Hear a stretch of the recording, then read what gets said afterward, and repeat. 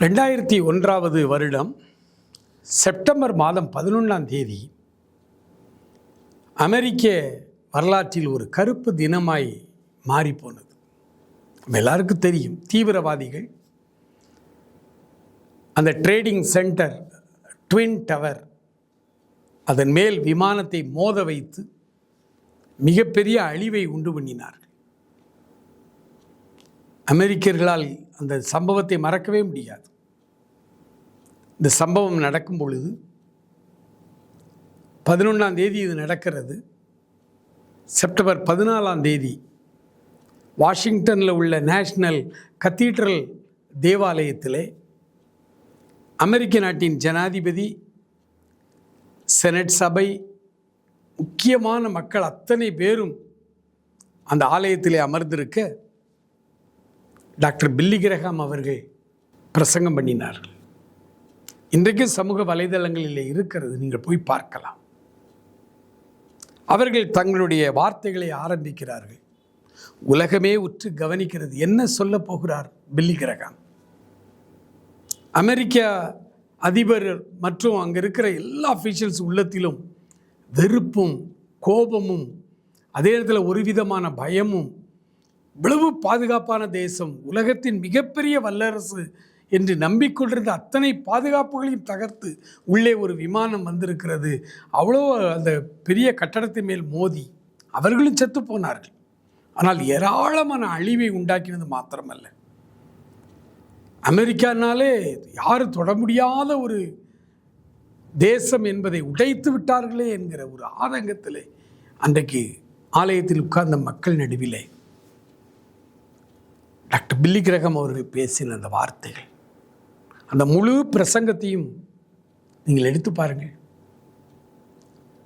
அவர் பிரசங்கத்தை ஆரம்பிக்கும் பொழுது சொன்னார், அமெரிக்க தேசத்திற்கு, அமெரிக்க தேசத்தின் ஜனாதிபதிக்கு ஆண்டவர் எதையோ ஒரு காரியத்தை சொல்ல வருகிறார்.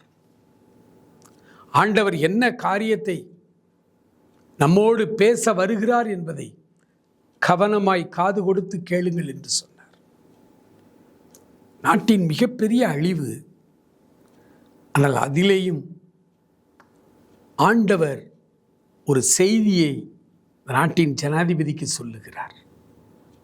தொடர்ந்து அந்த செய்தியிலே அமெரிக்கா அடுத்து என்ன செய்ய வேண்டும், நாம் அடுத்து என்ன எப்படி முன்னேறி வர வேண்டும், ஆண்டவர் ஏன் இந்த காரியத்தை செய்கிறார்,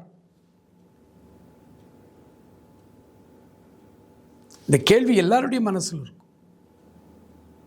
ஏன் எனக்கு இப்படி சம்பவிக்கிறது? ஆண்டவர் ஏன் என்னை கைவிட்டு விட்டார்?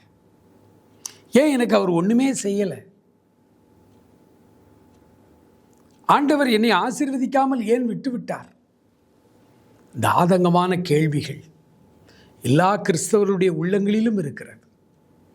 ஒரு சிலர் விசுவாசத்தை விட்டு பின்மாறி கூட போய்விடுகிறார்கள். இந்த ஆண்டவரை நம்பி எனக்கு என்ன பிரயோஜனம், இந்த ஆண்டவர் எனக்கு என்ன நன்மைகளை செய்தார் என்று வேதனையோடு விசுவாச வாழ்வை விட்டே போகிறவர்கள் அநேகராக இருக்கிறார்கள். எனக்கு அன்பானவர்களே, நம்முடைய ஆண்டவர் மாறாதவர், நிலையானவர். அவர் எல்லா காரியங்களின் வழியாய் நம்மோடு பேசுகிறவர், நம்பகத்தன்மை உள்ளவர். நம் வாழ்க்கையிலே விளக்கம் தெரியாத சில தீமைகள், இழப்புகள் வரும் பொழுது விசுவாசத்தோடு அவைகளை ஏற்றுக்கொள்ளுங்கள். ஆண்டவர் உங்களை ஆசீர்வாதமான ஒரு வழிக்கு நடத்துவதற்காக ஆண்டவர் அந்த இருளை அனுமதித்திருக்கலாம். அது ஒரு மர்மமான காரியம். எல்லா பெரிய ஊழியர்களுடைய வாழ்க்கையிலுமே அது நடக்கிறது. திடன் கொள்ளுங்கள், பயப்படாதிருங்கள். நடப்பது எல்லாமே நன்மைக்காகத்தான். ஆண்டவருடைய சமூகத்தில் உங்கள் வாழ்வை அர்ப்பணியுங்கள். ஆண்டவரே, நீர் பேசுவதை நான் கவனிக்க, சொல்லும் அடியேன் கேட்கிறேன் என்ற மனோபாவத்திலே வாழ எனக்கு உதவி செய்யும் என்று ஆண்டவரிடத்திலே காலை வேளையிலே அர்ப்பணியுங்கள். ஆண்டவர் உங்களை ஆசீர்வதிப்பாராக. ஆமேன்.